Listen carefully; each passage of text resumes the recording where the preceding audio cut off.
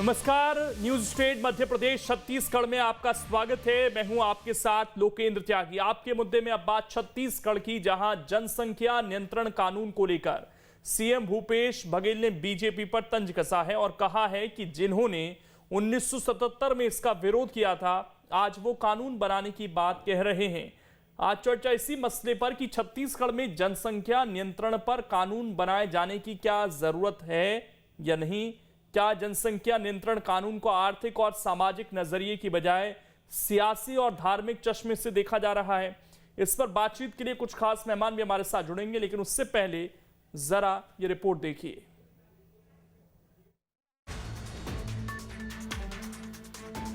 जनसंख्या वृद्धि के खिलाफ कानून को लेकर यूपी सरकार हरकत में आई, फिर एमपी तक इसकी धमक सुनाई दी और अब ये मसला छत्तीसगढ़ तक पहुंच गया है। दरअसल छत्तीसगढ़ के सीएम भूपेश बघेल ने इसे लेकर बीजेपी पर तंज कसा है और कहा है कि जिन्होंने 1977 में कांग्रेस के परिवार नियोजन कार्यक्रम का विरोध किया, वो अब जनसंख्या नियंत्रण कानून की बात कर रहे हैं।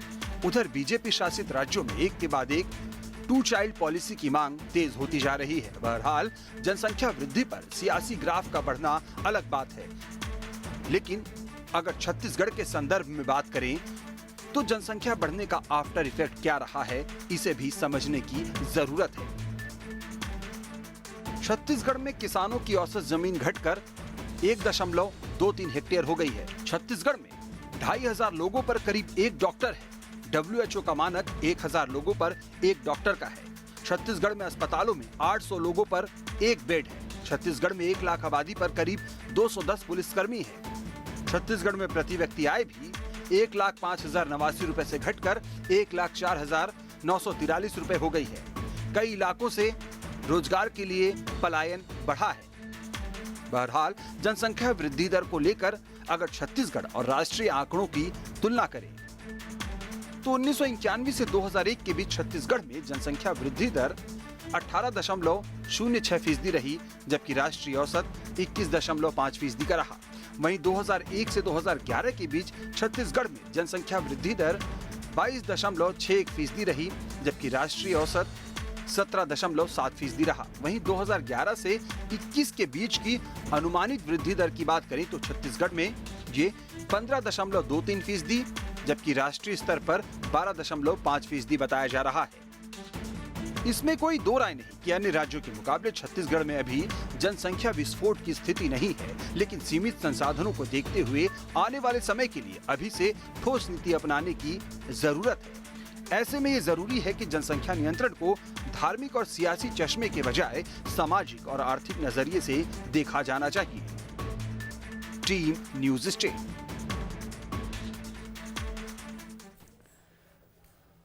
तो इस मुद्दे पर चर्चा करने के लिए 3 खास मेहमान इस वक्त हमारे साथ जुड़ गए हैं। डॉक्टर सत्यप्रकाश शर्मा हैं, वरिष्ठ पत्रकार हैं। इसके अलावा अमित चिमनानी जी हमारे साथ जुड़ गए हैं, बीजेपी का पक्ष रखेंगे। और अमित श्रीवास्तव जी हमारे साथ जुड़ गए हैं, कांग्रेस का पक्ष रखेंगे। अमित श्रीवास्तव जी, सबसे पहला सवाल आपसे ही सर। 2 कंपैरिजन हो रही है। एक तो ये कि जब हम 70 के दौर में कर रहे थे तब इसका विरोध हो रहा था। दूसरा ये कि छत्तीसगढ़ में तो कानून था, उससे 2008 में खत्म क्यों किया, बीजेपी ने इस सवाल पूछा जा रहा है। और ये भी था कि सरकार ने उस समय ये भी पॉलिसी लाई थी कि अगर 2 बच्चे पैदा होंगे तो उनको इंसेंटिव भी दिए जा रहे थे। ये पुरानी बात हो गई। तो अगर आप लोगों को लगता है कि 70 के दशक में आप लोग ठीक कर रहे थे, या जब पूरा एक मध्य प्रदेश था और 2008 तक जो छत्तीसगढ़ में भी कानून रहा जनसंख्या को लेकर, वो सही था, तो उससे दोबारा लागू करने में अब दिक्कत क्या हो रही है? अगर बीजेपी उस दिशा में आगे बढ़ रही है तो आप लोगों को तो स्वागत करना चाहिए उसका। लोकेन जी, देश हित में है, बिल्कुल निश्चित तौर पे ये देश हित में है, मगर उसका राजनीतिकरण नहीं करना चाहिए।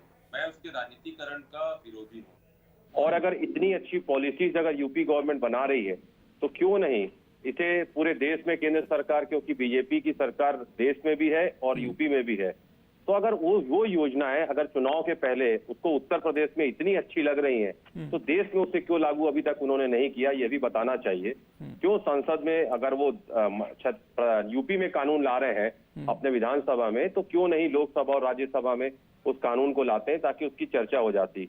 और मैं आपको बता दूं कि ये संविधान सम्मत है कि अनुच्छेद 14 जो समानता का अधिकार हमें मिला है, तो उसमें अगर आप देखेंगे तो कम बच्चे पैदा करना और ज्यादा बच्चे पैदा करना, उसमें भी आप भेद आएगा। और मैंने जैसा आपको कहा कि हमारे ही द्वारा नारा दिया गया था, आप ठीक कह रहे हैं, हम दो हमारे दो का, उस समय बीजेपी ने विरोध किया था। तो आज जिस प्रकार से मैंने कहा कि ये राजनीतिकरण जो बीजेपी कर रही है, और हमें ऐसा लगता है कि यूपी चुनाव के पहले यूपी सरकार की नाकामी जो विध्वस्त वहां पर आप लोगों को लगता है अमित जी कि इससे फायदा हो रहा है यूपी चुनाव में, या बीजेपी माइलेज लेने की कोशिश कर रही है? तो जहां जहां आपकी सरकार है, बहुत सारे राज्यों में कानून है भी, तो आप भी छत्तीसगढ़ में लागू कर दीजिए, उससे बेहतर कर दीजिए कि हमने ये एक ऑप्शन लेकर आए, बेहतर लेकर आए हैं, अगर करना ही है तो ये एक मॉडल हो सकता है देश के सामने। इसमें प्रतिस्पर्धा रखिए ना, अगर मुद्दा सही है तो राजनीति क्यों रखते हैं सर उसमें?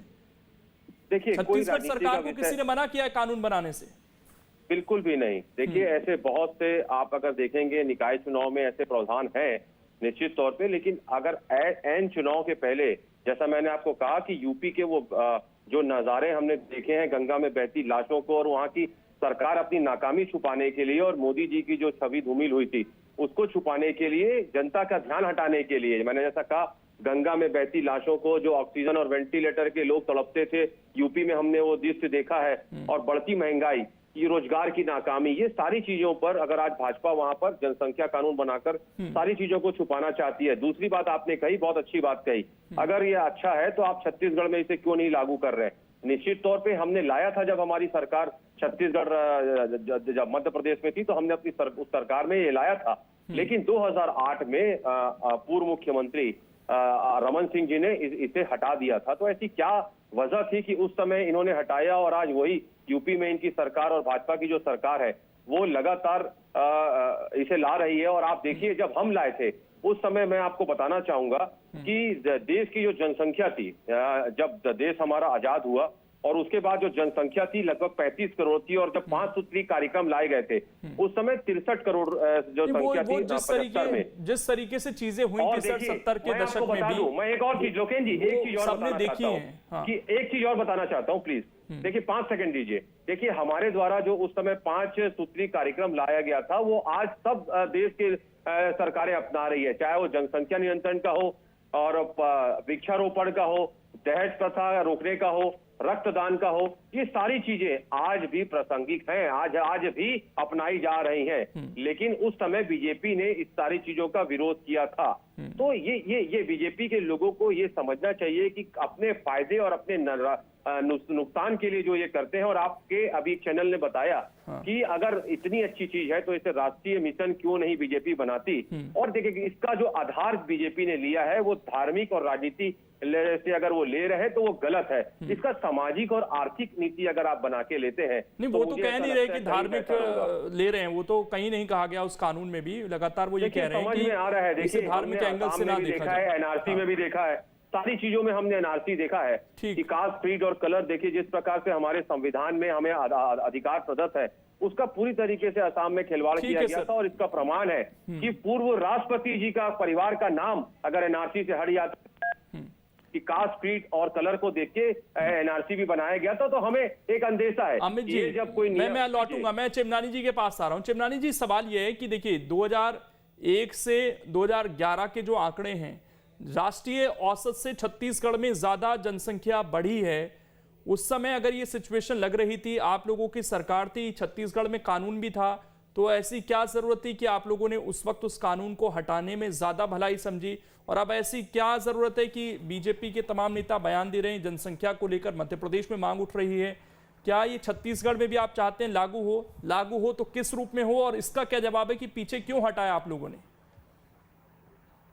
देखिए लोकेन जी, कोई भी नियम, कायदा, कानून, योजना होती है वो परिस्थिति के अनुसार तय किया जाता है, और उसे कब क्रियान्वित करना है, कब वापस लेना है, ये सरकारें स्थिति देखकर तय करती हैं। 2008 में अगर बीजेपी ने इसको हटाया तो कांग्रेस जिस चश्मे से देखती है तुष्टीकरण के चश्मे से, छत्तीसगढ़ में तो ऐसी कोई विषय नहीं थी और कोई उसका राजनीतिक कारण नहीं होता है। अब मैं 2-3 बातें नहीं, इस बात को पूरा करते हैं चिमनानी जी, इस बात को पूरा करते हैं। आपने कहा कि कोई आधार रहा होगा, मैंने इसीलिए बताया कि 2001 से 2011 में जो जनसंख्या बढ़ी वो छत्तीसगढ़ में ज्यादा बढ़ी सर। हम लगातार स्क्रीन पर आंकड़े भी दिखा रहे हैं, डिफरेंस था वहां पर राष्ट्रीय स्तर पर और छत्तीसगढ़ के स्तर पर, यहां ज्यादा जनसंख्या बढ़ रही थी। तो ऐसा कौन सा आधार था कि उस वक्त उस कानून को हटा दिया गया? देखिए लोकेन जी, बहुत सारे पैरामीटर होते हैं। 2008 के विषय पर अगर हम अभी जाना चाहेंगे तो मुझे लगता है कि देखना नहीं, होगा एक पैरामीटर था क्या, नेता चुनाव क्या है। नहीं लड़ पा रहे थे निकाय के, ये एक पैरामीटर था क्या उसमें, इसीलिए वो विरोध हुआ और हटाया गया? अगर देखिए ये पैरामीटर होते हैं तो अभी जो सरकार आई है वो क्या कर रही है, आज तो वो भ्रमित करने का प्रयास कर रही है। मुझे थोड़ा अवसर दीजिएगा, बोलिए। मैं 2-3 बिंदु रखना चाहता हूँ। सबसे पहले तो अमित श्रीवास्तव जी ने कहा कि इसमें राजनीति है और इसमें धर्म की बात है, तो आपने भी स्पष्ट किया, मैं भी स्पष्ट कर रहा हूं कि तुष्टीकरण की राजनीति करने वाले लोगों को हमेशा भ्रमित करना रहता है। इस कानून के में क्या लिखा है कि किसी धर्म के लिए जनसंख्या कानून लागू होगा और इस धर्म के लिए लागू नहीं होगा, कहीं पे भी कहा नहीं गया है।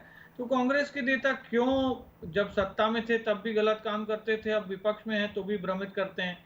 सीएए में भी भ्रमित किया, अभी भी भ्रमित किया। मेरा निवेदन है कि अगर आपको फैक्ट्स नहीं मालूम है अमित श्रीवास्तव जी, तो आप न बोलें और कांग्रेस के नेता उल जलूल बयान न दें। अब मुख्यमंत्री जी के 2 बातों पे मैं आप सबका ध्यान आकर्षित करना चाहता हूं। सबसे पहले उन्होंने कहा कि इन्होंने विरोध किया था उस वक्त और आज ये कानून बना रहे हैं। पहली बात, देश की जनता ने 1975 से 77 तक जो आपने आतंक मचाया आपातकाल के दौरान, देश की जनता ने विरोध किया था साहब। बीजेपी का नाम आप क्यों ले रहे हैं? आपकी प्रधानमंत्री रायबरेली से चुनाव हार गई थी 1977 में जब आपने आपातकाल हटाया, 154 सीटें मात्र कांग्रेस को मिली थी। और दूसरा जो बयान आपने मुख्यमंत्री जी के मुंह से सुना कि बीजेपी ने उस वक्त विरोध न किया होता तो आज देश के हालात ये नहीं होते। उसके बाद फिर से कांग्रेस एक बड़े बहुमत में आई थी। तो क्या बीजेपी के कहने से आपने नसबंदी या जनसंख्या नियंत्रण कानून न बनाया? आप क्यों भ्रमित कर रहे हैं? आप सेब को करेले से कंपेयर मत कीजिए। नसबंदी जो इन्होंने की, ये सिनेमा घर से लोगों को पकड़ लाते थे, उनकी नसबंदी कर देते थे। ये बसों से लोगों को उतार कर नसबंदी कर देते थे। ये शादीशुदा की भी नसबंदी करते थे, जिसकी शादी नहीं हुई है उसकी भी नसबंदी करते थे, जिसके बच्चे थे उसकी भी करते थे, जिसके बच्चे नहीं थे उसकी भी करते थे। डॉक्टरों को इन्होंने टारगेट दिए हुए थे कि अगर आप इतनी नसबंदी नहीं करेंगे तो हम आपको तनख्वाह नहीं देंगे। तो क्या इन चीजों का विरोध नहीं होना चाहिए? आप दमन करते रहें और दमन का विरोध न हो, ये तो हो। लेकिन फिर सवाल तो यही है ना सर, तरीका है, सवाल तो यही है कि अब केंद्र में भी चलते चलते 7 साल हो गए हैं सरकार को। हालांकि हम छत्तीसगढ़ के संदर्भ में बात ज्यादा करेंगे, छत्तीसगढ़ पर अगर हमने डिबेट रखी है तो, और यहां भी आपकी सरकार लंबे वक्त तक रही सर, 3 टर्म मिले आप लोगों को। आप लोगों ने क्या किया उस दौरान? मैं फिर से आपको आग्रह करना चाहूंगा लोकेन जी, कई निर्णय ऐसे होते हैं जो समय के आधार पर लिए जाते हैं। कई चर्चाएं हम सुने कि जिसमें चर्चा होती है, मतलब छत्तीसगढ़ में आप लोगों के लिए इतना महत्व नहीं रखता जनसंख्या का मुद्दा, ये आप कह रहे हैं? महत्व सारे विषय रखते हैं, जनसंख्या का मुद्दा छत्तीसगढ़ में आप लोगों के लिए महत्व नहीं है। एक समय होता है जब निर्णय लिया, अभी है महत्व इसका आपकी नजर में? मुझे लगता है देखिए सबको पता है कि जनसंख्या नियंत्रण के बारे में सोचने की जरूरत है, लेकिन तरीका ऐसा हो जिससे लोगों को तकलीफ ना हो। जैसा आपातकाल के समय 60 लाख लोगों की नसबंदी जबरन कर दी गई, वैसा कोई निर्णय नहीं होना चाहिए। मैं ठीक है, लौटूंगा सर आपके पास। सत्यप्रकाश जी इंतजार कर रहे हैं बड़ी देर से। सत्यप्रकाश जी, दोनों वक्ताओं को आपने सुना, मुझे तो सुनकर ऐसा ही लगा कि जनसंख्या का मुद्दा भी राजनीतिक चश्मे से देखा जाता है। अगर विरोध होता है किसी चीज का कि चुनाव नहीं लड़ पाएंगे तो वो हटाया भी जाता है कानून, चुनाव आते हैं तो दोबारा से उसे लागू करने की बात भी कही जाती है। तो पार्टियां राजनीतिक चश्मे से तो देखती हैं इसको, नफे नुकसान से तो देखती हैं, मनस्पत इसके कि इसका कितना लोड हमारे जो प्राकृतिक साधन है उस पर पड़ रहा है। अगर इसको राजनीतिक चश्मे से ना देखा जाता तो शायद बेहतर ढंग से हम ट्रीट कर सकते थे इस मुद्दे को। जी लोकेन जी, मैं अपनी बात को एक श्लोक से शुरू करना चाहता हूँ। अति रूपेण वह सीता अति गर्वेण रावणा, अति दानाद बलिवर्धो हति सर्वत्र वर्जित। आमतौर पर हम लोग ये कहते हैं कि अति सर्वत्र वर्जित। अगर इस कंसेप्ट पर कोई चीज की जाती है तो बहुत बेहतर है। अगर पॉपुलेशन बढ़ती चली जाएगी, उसकी अति हो जाएगी, तो उसका कंट्रोल करना बहुत जरूरी है। उस पर कंट्रोल करना इसलिए जरूरी है क्योंकि प्रकृति में साधन सीमित हैं, साधन नहीं बढ़ते हैं, रिसोर्स नहीं बढ़ते हैं, तो नेचुरल रिसोर्स तो लिमिटेड है, तो हम अपनी संख्या को कम करके ही उसको सुधारा जा सकता है। लेकिन आपका जो सवाल है, अब मैं उस पर आता हूं कि ये जो चीजें अभी तक पार्लियामेंट में 35 private member bills population control करने के लिए संसद में लाए गए। 15 कांग्रेस के हैं उसमें सर। हाँ, 15 कांग्रेस के हैं। अब आप ये देखिए, बहुत अच्छी बात बताइए। और दूसरी चीज मैं कहता हूं, मध्य प्रदेश से ही एक सांसद है जो यूनियन मिनिस्टर हैं, अभी रिसेंटली उन्होंने ही लाया है, प्रहलाद पटेल जी। और प्रधानमंत्री जी भी कहते हैं कि स्ट्रिक्ट ना हो, आप लोग अपने देशभक्ति में अपना योगदान देकर जनसंख्या कंट्रोल करें। ये उन्होंने पिछले 15 साल को अपने जनता को, अपने देश को उद्बोधन में कहा था। कहने का मतलब ये है कि बिल कब लाया जाए, किस उद्देश्य से लाया जाए, क्या सामाजिक, भौगोलिक और आर्थिक संतुलन बनाए रखने के लिए बिल लाया जा रहा है या किसी पॉलिटिकल गेन के लिए लाया जा रहा है। आप यूपी में 6 माह बाद चुनाव है, ये बड़ी बात है। आप जस्ट चुनाव के पहले ही क्यों ला रहे हैं? क्योंकि आप जानते हैं कि आज हम हैं, आप हैं, ज्यादातर लोग इसके लिए अवेयर हैं और उन्होंने अपने पॉपुलेशन को कंट्रोल किया। किसी के 2 से ज्यादा बच्चे आज के दौर पर कम है पढ़े लिखे लोगों के। जैसा कि आपने देखा है कि जो TFR होता है, टोटल फर्टिलिटी रेट, प्रति वुमेन आज की डेट में घट के 2.179 है, जबकि 1951 में अगर देखते हैं तो ये 5.906 था। यानी एक कपल को 6 बच्चे होते थे, आज एक कपल को 2। यानी ये चीज घट रही है, तो नेचुरली पॉपुलेशन तो घटेगा, ये भी पक्की बात है। लेकिन बात ये आती है कि क्या शमशान और कब्रिस्तान लाकर 2016 में बीजेपी को गेन हुआ और वहां पर मुस्लिम पॉपुलेशन अच्छी खासी है और छोटे तबके जो पढ़े लिखे लोग कम हैं या लोअर वर्ग के कहलाते हैं वो, या अल्पसंख्यक वर्ग के लोग, उनकी पॉपुलेशन ज्यादा है, जबकि पढ़े लिखे लोगों में ये चीज प्रभावित हो रही है, कम कर रहे हैं लोग। तो सीधा सीधा इसका इंपैक्ट किस पर पड़ेगा? यानी कि वहां पर फिर एक डिवाइड करने के लिए लाया जा रहा है, तो गलत है। लेकिन हाँ, अगर आर्थिक सुधार, सामाजिक सुधार के मायने से अगर कोई सरकार लाती है तो बेहतर। मैं प्रधानमंत्री जी की एक टिप्पणी जरूर कहूंगा। उन्होंने एक चीज बहुत अच्छी 15 अगस्त को पिछले 2020 में कहा था, तो उन्होंने कहा था कि आप जनसंख्या कंट्रोल करके देशभक्ति का परिचय दें। यानी कि इसका मतलब नहीं स्ट्रिक्ट लॉ लाने की आवश्यकता नहीं कि 2 ही हो, 1 ही हो। आप जब तक सेल्फ मोटिवेटेड नहीं होंगे तब तक इस चीज को कंट्रोल नहीं कर सकते। लेकिन अगर ऐसा उद्देश्य है, दिक्कत तो ये भी है, जिस चीज का आपने जिक्र किया, जो हमारा फर्टिलिटी रेट है इस वक्त देश में, वो तो इंडिकेट कर रहा है कि 2064 के बाद हम अपने आप घटने शुरू हो जाएंगे। यानी वो रफ्तार ऑलरेडी पिछले 2 दशक में कम हो गई है। मुझे एक चीज लोकेन जी, एक चीज मुझे कहना पड़ेगी, आपने बहुत अच्छी सवाल उठाया है। हाँ, आपने बस इस चीज को मैं कहता हूं, तो इसमें कानून की जरूरत क्या है? यहाँ पर अवेयरनेस की ज्यादा जरूरत है। इस चीज को मैं थोड़ा और क्लियर करूं। 2020 जुलाई में एक यूनिवर्सिटी ऑफ वॉशिंगटन का एक वो निकलता, मेडिकल जर्नल निकलता, जिसका नाम है द लैंसेट।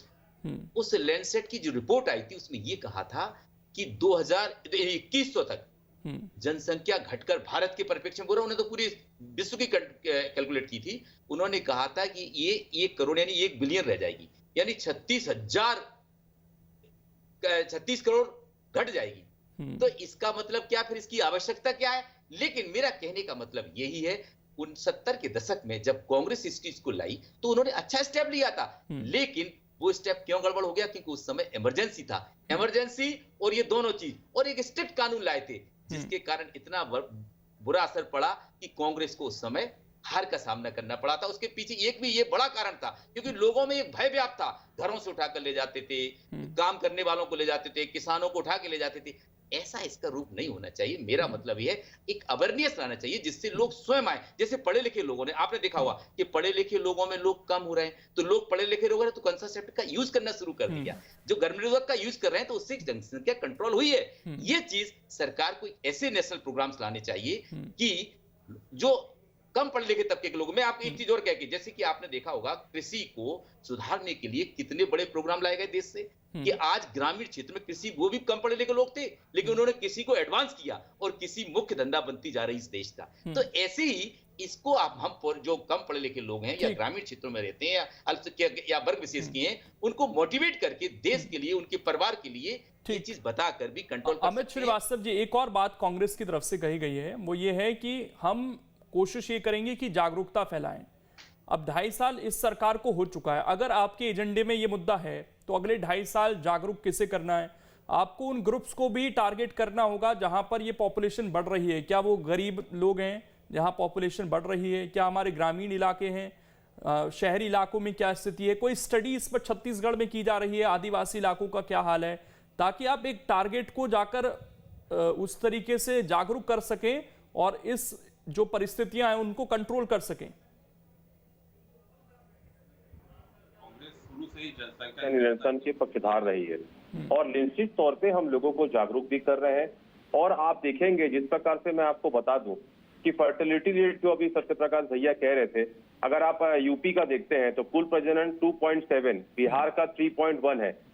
और अगर आप देखेंगे तो पिछले जिस प्रकार उन्होंने कहा कि जनसंख्या नियंत्रण में अब लोग भी जागरूक हो गए हैं, लेकिन मैंने जैसा कहा और सत्यप्रकाश भैया ने भी उस पर कहा कि लगातार आप देखिए कि चुनाव के पहले ये सब चीजें लाना गैर जवाबदारी लगती है और कहीं ना कहीं राजनीतिक फायदे के लिए लगती है। लेकिन आपने एक अच्छा प्रश्न पूछा कि छत्तीसगढ़ में हम क्या कर रहे हैं। छत्तीसगढ़ में हम लोगों को जागरूक कर रहे हैं और लगातार, क्योंकि हम शुरू से इसके पक्षधार रहे हैं, तो आने वाले समय में हम आपको और कुछ टारगेट्स को तो करना पड़ेगा। ये नहीं कि आपका जागरूकता कार्यक्रम ऐसी जगह चले जिसका कोई फायदा ना हो। मैं आखिरी कमेंट नहीं, चिमनानी जी देखिए। से चाहूंगा इस पर। चिमनानी जी, आखिरी कमेंट जल्दी से बताएं कोई अमित जी किस टाइप का जागरूकता कैंपेन चल रहा है।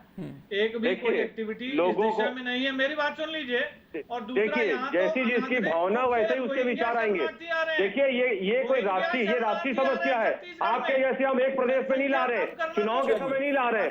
आप राष्ट्रीय समस्या पूरे देश में लाइए। बिल्कुल राष्ट्रीय पूरे देश समस्या है। में क्यों नहीं, और अगर इस पर केंद्र राष्ट्रीय क्यों स्तर नहीं पर कोई लाती? कानून आता आबादी है रोकने के लिए तो कानून उस क्यों पर नहीं भी लाती? चर्चा आप ये होनी बताइए। चाहिए, क्योंकि क्यों आप बहुत लोकसभा और सारी इसमें राज्यसभा में एंगल्स हैं जिन चर्चा पर हमें करते चर्चा हैं? ये करनी बताइए होगी। जनता को। ठीक है, मैं रोक रहा हूं, समय इतना ही है। आप तीनों का शुक्रिया जुड़ने के लिए। और ये एक ऐसा मुद्दा है जिस पर गहन विचार विमर्श की जरूरत है, क्योंकि हमें अपना जो सोशल सिस्टम है उसमें भी बैलेंस बनाकर रखना है, वो ना बिगड़ जाए, उसका भी ध्यान रखना है। फिलहाल छोटे से ब्रेक के यहाँ पर रुकेंगे, खबरें लगातार जारी हैं।